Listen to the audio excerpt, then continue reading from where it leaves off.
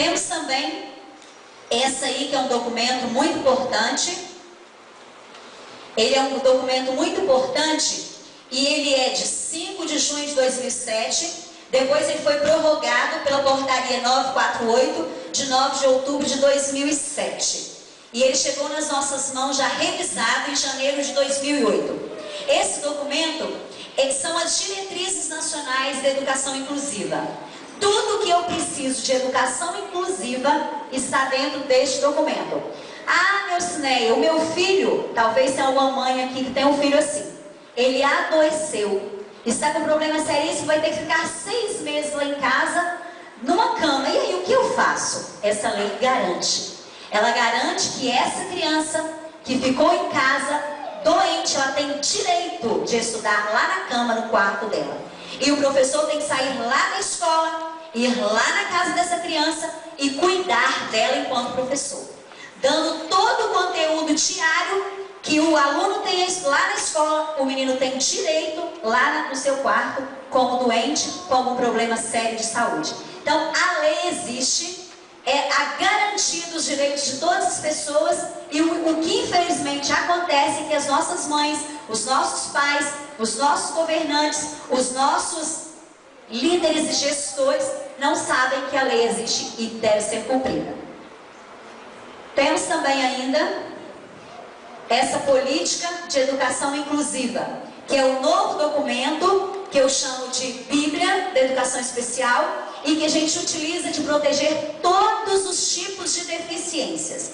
DA, que é o deficiente auditivo, DM, deficiente mental, que hoje nós chamamos DI, deficiente intelectual, DV, que é o deficiente visual, e todos os outros tipos de deficiência que hoje, quando o médico não sabe o que o menino tem, ele fala transtornos, bonito, olha o nome bonito, transtornos globais do desenvolvimento. É um nome bonito, não é? Cadê o nome bonito? O que meu filho tem? Transtornos globais do desenvolvimento. Aí lá dentro desses transtornos globais do desenvolvimento estão as crianças dislexas, que não conseguem ler, mas são ótimas em matemática.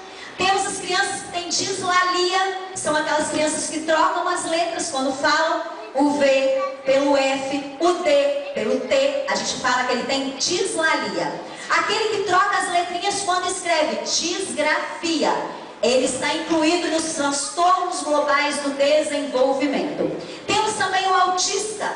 É aquela criança que um dia está na sala de aula, aquele seu amigo, aquele seu parente, que fica quietinho por horas lá. Você pensa assim, nossa, ele teve que mudar a lua, né? É porque ele tem um transtorno. Ele é um autista muitas vezes. E aí ele não dá conta dessa falação que as pessoas ficam. Ele fica sempre quietinho no canto dele, no mundo dele. Está tudo incluído nos transtornos globais de desenvolvimento. E aí a gente fala assim, ah, deve ser meio doente. Não é doente. Ele só tem um tipo de angústia, às vezes, de tristeza. E ele não dá conta de conversar como nós conversamos. E aí ele gosta de ficar no mundo dele, alheio ao que está acontecendo ao redor. Olha, está tudo dentro desse documento. Temos ainda essa resolução de 2006, e ela regulamenta toda a educação do Espírito Santo. Toda educação, de educação infantil ao ensino médio, está dentro dessa lei. Toda a educação do Espírito Santo está ali dentro, com todos os direitos dos nossos alunos.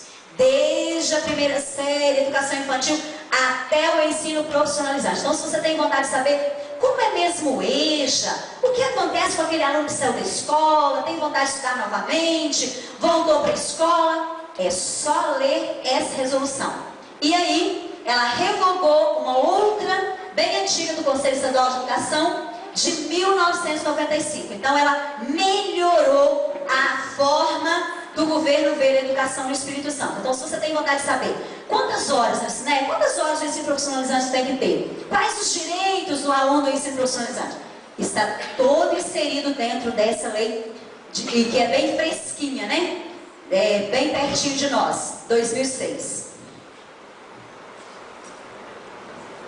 Temos essa portaria 074 de 2000, essa portaria é fantástica, porque ela fala quantas crianças têm que estar na sala de aula com algum tipo de deficiência. Então essa portaria fala disso. E ela orienta como nós vamos ter... Nelsinea, lá perto da minha casa tem um aluno que é deficiente visual. Como é que eu faço para estudar num lugar diferente, numa sala especial?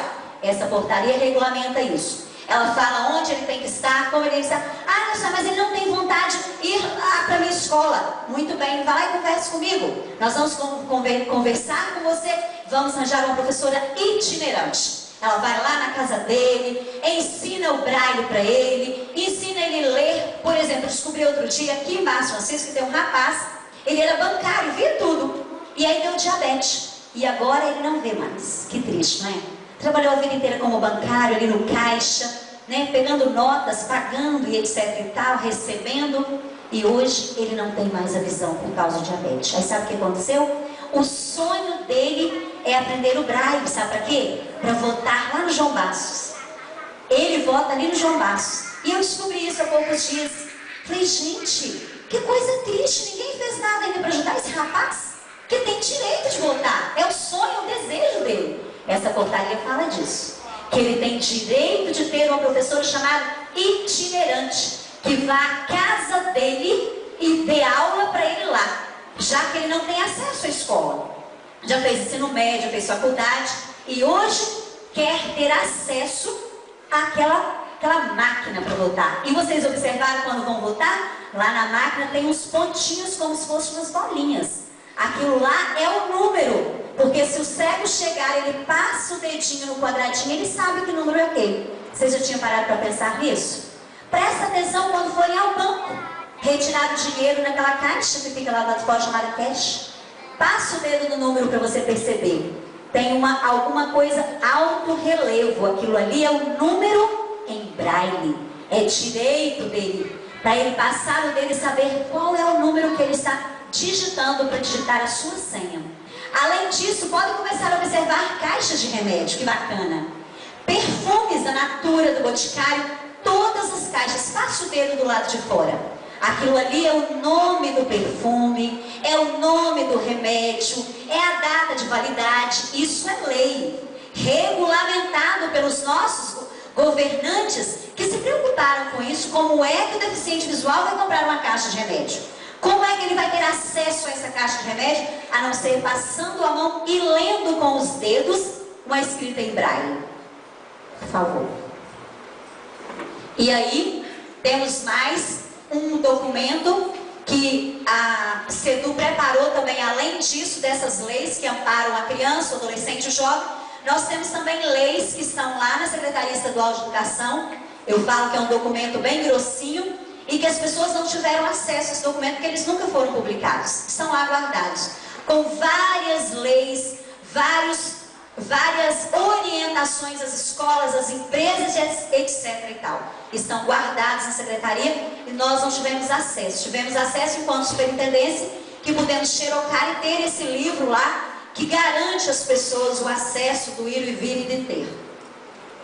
Ele nunca foi divulgado e nunca foi publicado.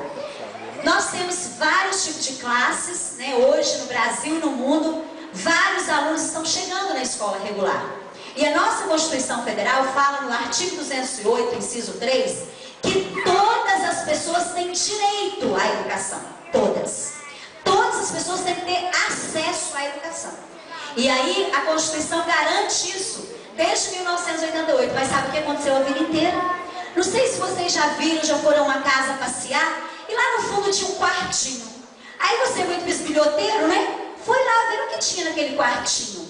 Alguém excluído daquela casa, guardado dentro de um quartinho, sem ter acesso à escolarização, sem ter acesso ao mercado de trabalho, sem ter acesso a nada, escondido e guardado em um quartinho. Quantas famílias já guardaram seus queridos em um quartinho? Quantas pessoas mataram seus filhos porque nasceram com algum tipo de deficiência física? Na Grécia era assim.